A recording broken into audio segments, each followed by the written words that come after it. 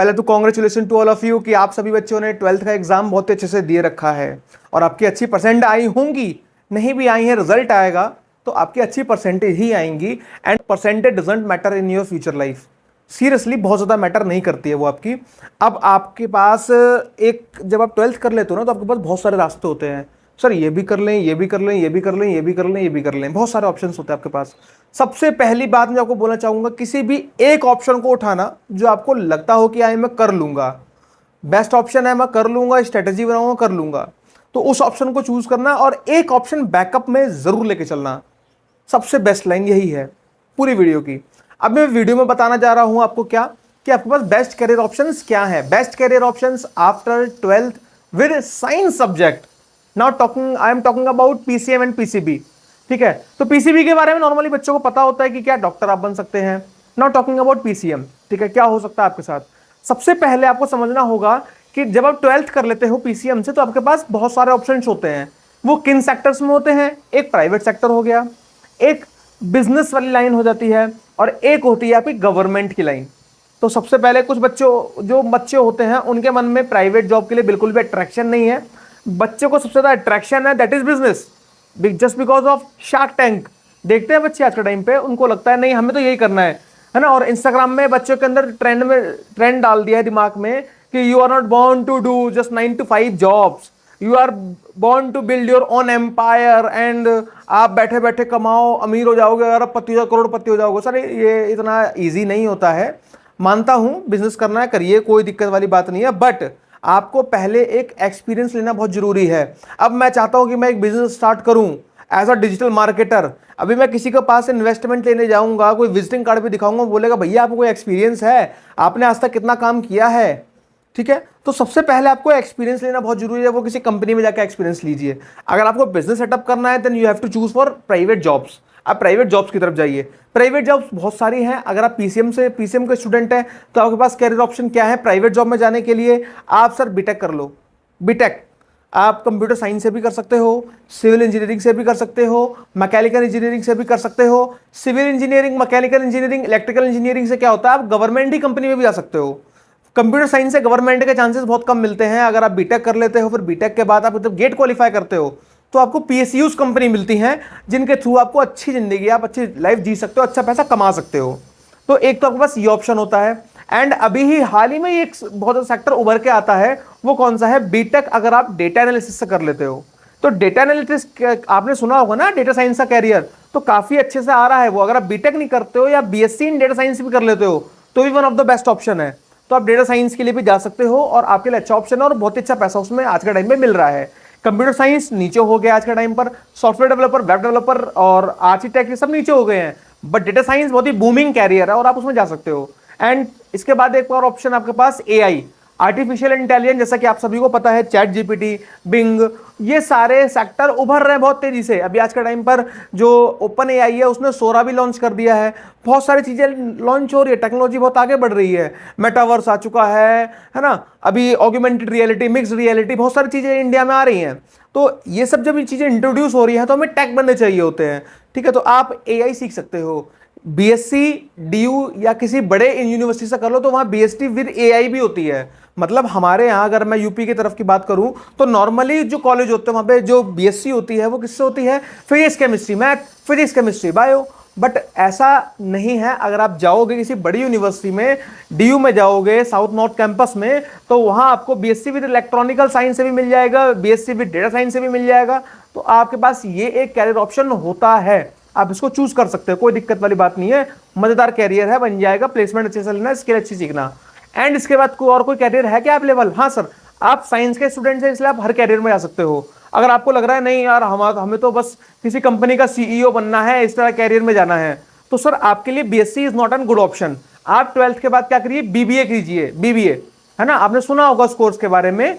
BBA and BCom बिल्कुल अलग अलग कोर्स होता है, दोनों का सिलेबस अलग अलग होता है। तो आप बीबीए कर लीजिए, बीबीए के बाद एमबीए कर लीजिए, एंड एमबीए के बाद एज एन मार्केटिंग कंसल्टेंट या कहीं पे भी कुछ भी करके आप धीरे धीरे एक पहले छोटी पोजीशन पे आप ज्वाइन करेंगे, एंड देन आपका प्लेसमेंट अच्छा होता चला जाएगा।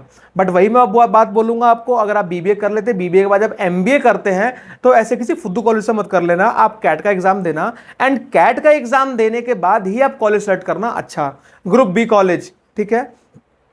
अब जो बीटेक वाली मैंने बात बताई थी, तो बीटेक के लिए आपको जेई मेंस का एग्जाम देना बहुत जरूरी है। आप जेई मेंस का मैं बोलूंगा जरूर दीजिएगा, आपके नंबर कितने भी आते हो फर्क नहीं पड़ता, आप जेई का एग्जाम जरूर दीजिएगा। उससे क्या होता है, अभी उससे जो जुड़ी हुई चीजें हैं ना, वो गवर्नमेंट सेक्टर में भी काम आती हैं। आप जब जेई का पेपर देते हो तो उसकी रैंक के बेस पे आप कुछ गवर्नमेंट के एग्जाम्स की पेपर नहीं तो डायरेक्ट इंटरव्यू कॉल लेटर आता है, तो वो बात करेंगे अभी हम लोग। तो आप एमबीए भी कर सकते हो। आपके पास एक और ऑप्शन है बीसीए, आप बीसीए भी कर सकते हो। बीसीए के बाद एमसीए करोगे आप, बीसीए आपने 3 साल कर लिया, देन एमसीए 2 साल कर लिया, तो 5 साल हो गए। ये 5 साल की जो वैल्यू होती है वो 4 साल के बीटेक के बराबर है। तो फिर मैं वही बोलूंगा, आप बीटेक के लिए चले जाओ एमसीए की बजाय। एमसीए की जो वैल्यू है वही बीटेक की वैल्यू, वो 4 साल में कंप्लीट हो जाएगा। तो ये एक ऑप्शन है। अब जो बच्चे बायो से हैं, सर आपको तो मेडिकल लाइन में जाना पड़ेगा, और मेडिकल लाइन के लिए वीडियो मैं आगे नेक्स्ट टाइम में बना दूंगा, अभी मैं सिर्फ पीसीएम की बात कर रहा हूँ। ये कर सकते हो। जिन बच्चों ने normally BSc physics chemistry math से कर ली है, वो एमएससी भी किसी फिजिक्स केमिस्ट्री या मैथ कोई भी एक ऑप्शन चूज कर लो, उसमें से कर लो एमएससी, एंड देन आप एमएससी करने के बाद आप नेट का एग्जाम दीजिएगा।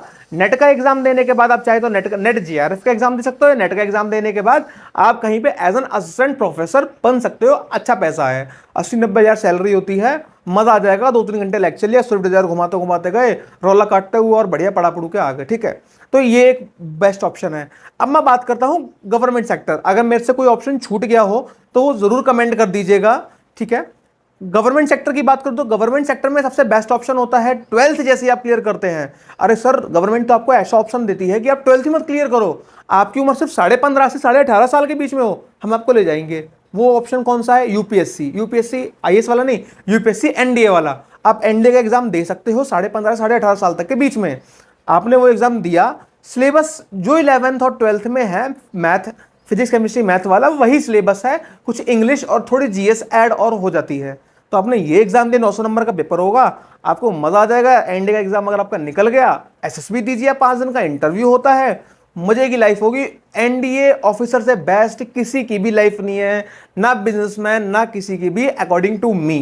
जो रेस्पेक्ट उन्हें मिलती है वो दुनिया में किसी को नहीं मिलती है। तो one of the best option है एनडीए। तो आप एनडीए के ऑप्शन को चूज कर सकते हो। अब जब बच्चे एनडीए का एग्जाम देते हैं ना, तो सब बच्चों को पता है कि one of the toughest exam है। और जब एग्जाम देते हैं, एग्जाम नहीं निकलता है, तो अगर सर आपने कभी भी जेई मेंस का एग्जाम दे रखा होगा ना, जेई मेंस का एग्जाम हाल ही में 2 साल के अंदर दे रखा होगा अगर जेई मेंस का, तो उसके रैंकिंग के आधार पर आप एक फॉर्म और भर सकते हो जिसको बोलते हैं टीईएस, टेक्निकल एंट्री स्कीम, जो इंडियन आर्मी में ऑफिसर बनाता है। आपने उसका फॉर्म भरा और आपका बिना एग्जाम किए डायरेक्ट इंटरव्यू के लिए, जो आप एनडीए का एग्जाम देके जिस रैंक के लिए जाते हो, उसी रैंक के लिए आपका बिना एग्जाम दिए डायरेक्ट इंटरव्यू आता है और आप एसएसबी देने डायरेक्ट जा सकते हो। ये सिर्फ होता है आपकी अगर 12th में 70% आ रखी है और आपने जेई मेंस एग्जाम दिया हो, तो ये एक बेस्ट ऑप्शन है।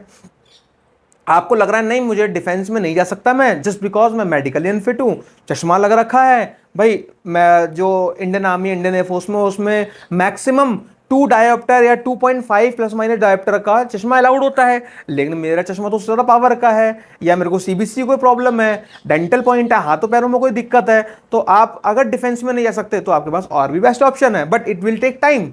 तो आपको क्या करना है, नॉर्मली कहीं से भी ग्रेजुएशन कर लेनी है। अगर आप गवर्नमेंट सेक्टर की तरफ जाना चाह रहे हो तो आपके लिए ग्रेजुएशन डजंट मैटर कि आप कौन सी डिग्री कर रहे हो, आप नॉर्मली कोई बीएससी बीए कुछ भी कर लेना, ऐसी प्राइवेट कॉलेजेस जहां पे आपको ज्यादा पढ़ना ना पड़े। और टू बी वेरी ऑनेस्ट, बच्चे ज्यादा नहीं पढ़ते हैं, बच्चे सिर्फ जो गवर्नमेंट की प्रिपरेशन करते हैं वो सिर्फ गवर्नमेंट का पढ़ते हैं और एक दिन एक रात पहले पढ़ेंगे, एग्जाम देंगे जाके, एग्जाम क्लियर, और बाकी अपना गवर्नमेंट पे लगे रहेंगे। तो गवर्नमेंट के लिए क्या और ऑप्शन आता है, आप ट्वेल्थ के बाद आपने ग्रेजुएशन करना शुरू कर दिया, आपके पास एक ऑप्शन होता है एसएससी का एग्जाम। तो ध्यान रखिएगा, एसएससी, एमटीएस, सीएचएसएल, सीजीएल, तीनों अलग अलग चीजें होती हैं। और बच्चों जो तीनों होती हैं, तीनों के रैंक में बहुत बड़ा डिफरेंस होता है। जो one of the best job है दैट इज एसएससी सीजीएल, आप इसमें ऑफिसर बनते हो। और लड़कियों के लिए भी मैं ये सजेस्ट करूंगा, क्योंकि लड़कियों को भी एज एन ऑफिसर की लाइफ जीनी चाहिए। एमटीएस मैं ना तो लड़कों को सजेस्ट करूंगा ना लड़कियों को सजेस्ट करूंगा, जो थोड़े ब्रेन में अच्छे हैं, क्योंकि एमटीएस होता है मल्टीटास्किंग स्टाफ, एंड उसमें आपको थोड़े लोअर रैंक के काम मिलते हैं, आपको एज अ सर्वेंट भी कभी कभी ट्रीट किया जाता है। तो मैं आपको वो ऑप्शन सजेस्ट नहीं करूंगा। हाँ, वो किस्मत अलग बात होती है, गवर्नमेंट एग्जाम नहीं निकल रहा है तो आपने ऑप्शन चूज कर लिया, दैट इज ऑल, उसमें कोई दिक्कत नहीं है, ठीक है। बट आपको मैं चूज करने को वो ऑप्शन नहीं बोलूंगा। आप सीएचएसएल के लिए भी जा सकते हो। एक तो एमटीएस का एग्जाम होता है, एसएससी एमटीएस का, वो आपके 10th के बेस पे आप डाल सकते हो। अगर आपकी 10th हो रखी है और आपकी 18 साल की उम्र है तो फॉर्म डाल दो, पेपर निकाल दो, बढ़िया जाओ, ठीक है। अगर आप सीएचएसएल के लिए जा रहे हो तो आपकी 12th होनी चाहिए, और जिस पोस्ट के लिए जा रहे हो उसकी स्किल टेस्ट की आपके पास सर्टिफिकेट होना चाहिए, या आप उस स्किल में पारंगत हो। तो आपने सीएचएसएल का एग्जाम दिया, वो 12th बेस पर होता है, दिया, आप एज एन क्लर्क या डाटा एंट्री ऑपरेटर, ईओ भर्ती हो सकते हो। नाउ सीजीएल में आप इनकम टैक्स ऑफिसर, सीबीआई में सब इंस्पेक्टर, एनआईए में सब इंस्पेक्टर, अच्छी अच्छी पोस्ट उसमें मिलती हैं। तो मैं आपको सजेस्ट करूंगा एसएससी सीजीएल, जिनके पास टाइम है।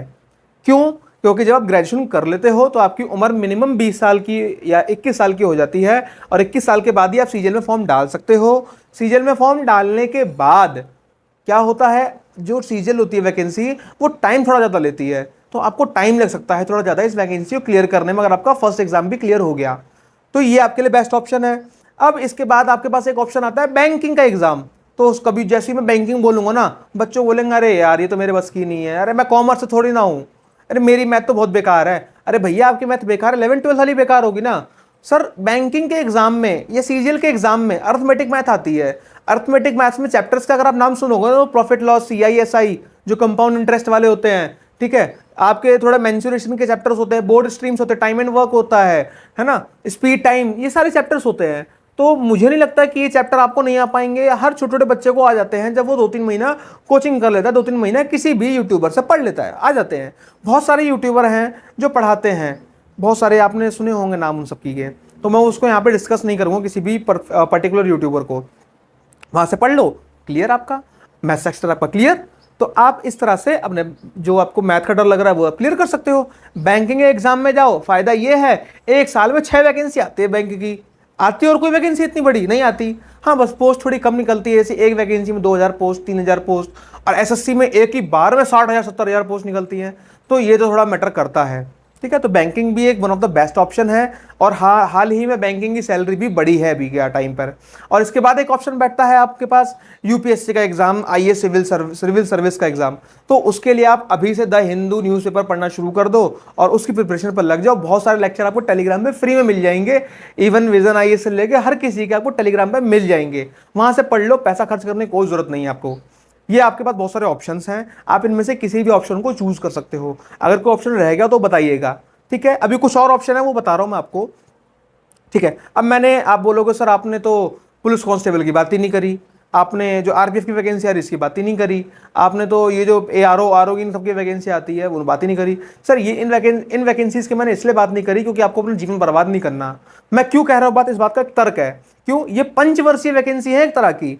पंचवर्षीय मतलब आई तो ठीक है, नहीं आई तो कोई बात ही नहीं है। 5 साल 4 साल में एक बार वैकेंसी आ रही है, आपकी ग्रेजुएशन हो गई है, आप सोच रहे एसआई की तैयारी हम करेंगे, हमें तो पुलिस की वर्दी डालनी है अपने बदन पे, हमें बस पुलिस का कुछ काम करना है। सर जो वैकेंसी नहीं आ रही है तो आप कैसे कर लोगे? इलेक्शन का टाइम पे वैकेंसी आती है, उसमें पूरी पॉलिटिक्स घुसी हुई है। अभी हाल ही पेपर हुआ पुलिस का, वो भी लीक हो गया पेपर, तो किस तरह से आप काम कर सकते हो उसमें? भाई जब वैकेंसी नहीं आ रही है, बच्चे का भी जीवन है, बच्चे की भी एक उम्र है, वो भी तैयारी करा, उसको पेरेंट्स की रिस्पॉन्सिबिलिटी भी लेनी है, तो वो हर चीज तो नहीं कर सकता ना। तो इसीलिए मैं आपको स्टेट लेवल की वैकेंसी कभी तैयारी करने का नहीं बोलूंगा, क्योंकि उनके नॉर्मली पेपर भी लीक होते हैं। चाहे आप गवर्नमेंट टीचर की बात करो, चाहे आप आरओ की वैकेंसी की बात करो, चाहे पुलिस की बात करो, जितने भी स्टेट लेवल पे एग्जाम होते हैं उन सभी के नॉर्मली पेपर जो लीक होते रहते हैं। तो मैं आपके लिए अच्छा ऑप्शन बता रहा हूं, प्लीज सेंट्रल एग्जाम की तैयारी कीजिएगा। और अगर बेस्ट ऑप्शन सबसे पहले रहेगा आपके पास, डिफेंस की तैयारी कीजिएगा, उसमें नॉर्मल पेपर लीक नहीं होता है। बहुत सारे सेक्टर्स हैं, बहुत सारे डिफेंस रिलेटेड। अगर आपको कोई चीज चाहिए होगा तो इस चैनल को सब्सक्राइब कर लीजिएगा, आपको डिफेंस की छोटी से छोटी अपडेट भी कंटिन्यू मिलती रहेगी। अब आपने जब गूगल पे सर्च करते हैं कि one of the best highest paying job, तो आपके पास एक और ऑप्शन आते हैं जैसे सीए। तो सर सीए जो होता है ना, वो कॉमर्स वाले बच्चे बनते हैं, और सीए का एग्जाम को लुल्लू पुच्चू का एग्जाम नहीं है, one of the hardest exam है जैसे जेई और नीट का होता है। तो ये भी इतना बच्चों खेल नहीं है, ठीक है। अब आप कभी सुनोगे इन्वेस्टमेंट बैंकर, इन्वेस्टमेंट बैंकर आपके दिमाग में आएगा कि उसको बहुत अच्छा पैसा मिलता है। तो इन्वेस्टमेंट बैंकर क्या होता है सर, जब आप सीए या सीएफए या इस तरह के कोर्स करते हैं फाइनेंशियल से रिलेटेड, तो गोल्डमैन साथ जैसी कंपनी आपको हायर करती है एज एन इन्वेस्टमेंट बैंकर। पता है आपको, दिन में 15 से 14 घंटे काम करना पड़ता है उसके लिए, पैसा आपको अच्छा मिलता है, लेकिन आपकी वर्क लाइफ बैलेंस की ऐसी की तैसी हो जाती है, बिल्कुल ये हो जाती है आपकी वर्क लाइफ बैलेंस। तो इन्वेस्टमेंट बैंकर मैं आपको one of the best option नहीं बताऊंगा, आपको जिंदगी जीनी है, जिंदगी काटनी नहीं है, ठीक है। और आपके ऑप्शन क्या देखने को मिलेंगे, मर्चेंट नेवी। अरे भैया मर्चेंट नेवी पता क्या होता है, एक व्यापारी की तरह आप काम करते हो, व्यापारी नहीं बोलूंगा मैं आपको, जो व्यापार होता है ना, उस जो व्यापार करती है शिप्स, उनमें काम करते हो। वो आप एज एन कोई नेवी वेवी में नहीं जाते हो, आप किसी कंपनी में जाते हो। वो कंपनी क्या होती है, बोट्स की शिप्स की कंपनियां होती हैं। आप जब सबसे पहले 10th कर लोगे तो बोलेंगे we are providing you an option, तो अब एज एन मर्चेंट नेवी में आपने क्लिक कर दिया तो डेक कैडेट और बहुत सारी सी मैन करके आपके पास ऑप्शन आ जाएंगे। जब आप ऑप्शन को चूज करोगे तो पता क्या पता चलेगा आपको, पहले 10,000 12,000 रुपये या 15-20,000 रुपये ले लेंगे एज एन घूस, और इसके बाद आपको सैलरी प्रोवाइड करेंगे 12 से 15 की प्रोवाइड करते हैं सैलरी एज एन प्राइवेट, तो प्राइवेट में कमा लेंगे पैसा। तो वो आपको इतना छोटा सा ऑप्शन प्रोवाइड करते हैं 12 से 15,000 तक के बीच का ऑप्शन, और फिर आपको बोलेंगे कि सर हम आपको ना एक मरीन इंजीनियरिंग का कोर्स ऑफर कर रहे हैं, अगर आप 2.5 लाख 3 लाख महीना रुपए कमाना चाहते हो तो हमारा कोर्स कर लो मैरीटाइम इंजीनियरिंग का, जो कि मुंबई में होता है। आपने वो कोर्स कर लिया तब आपकी सैलरी अच्छी खासी हो जाएगी, बट आप उसमें पैसा फूकोगे ना अपना, और वो भी एक प्राइवेट जॉब है सर। मर्चेंट नेवी में सैलरी अच्छी है बट ऑफिसर की अच्छी है, नॉट कि आप 10th 12th करके पहुंच जाओगे, उसकी सैलरी इतनी अच्छी नहीं है ना। एक कमर्शियल पायलट का भी ऑप्शन होता है। कमर्शियल पायलट क्या सर, कमर्शियल पायलट में आपके सिर्फ लाइसेंस लेने के, जो सीपीएल होता है कमर्शियल पायलट, लाइसेंस लेने के आपको कम से कम 25 से 30 लाख 35 लाख पे करना पड़ेगा। तो इतने लाख रुपए जब आप पे करोगे तब आपको कहीं लाइसेंस मिलता है कमर्शियल पायलट का, एंड तब आप पायलट बनते हो प्राइवेट एयरलाइंस में। लड़कियों के लिए कैबिन क्रू की जॉब की अगर मैं बात करूं तो कैबिन क्रू की जॉब इतनी वन ऑफ द अच्छी जॉब नहीं है। जो दिल्ली इन तरफ रहते हैं जिनको लगता है we are modern and it's normal for me, वो इस ऑप्शन को ऑप्ट कर सकते हैं। बट वहीं बच्चे जो गांव से आते हैं वो थोड़ा काम भी करते हैं, तो हम जिस तरह के बच्चे होते हैं जो गाँव से आते हैं उनका थोड़ा स्किन भी थोड़ी इस टाइप की होती है, इंग्लिश की एक्सेंट भी इतना अच्छा नहीं होता, तो उनके लिए one of the best option नहीं बताऊंगा, क्योंकि वहाँ पर थोड़ी सी एब्यूजिंग चीज़ें भी यूज़ होती हैं, तो उनके लिए नॉर्मल होना चाहिए। तो ये आपके बेस्ट कैरियर ऑप्शन थे। अगर आपको वीडियो अच्छी लगी तो कमेंट कीजिएगा, अगली वीडियो आपको किस चीज़ से रिलेटेड चाहिए वो जरूर बताइएगा। Thank you so much for watching this video, have a nice and Jai Hind to all of you.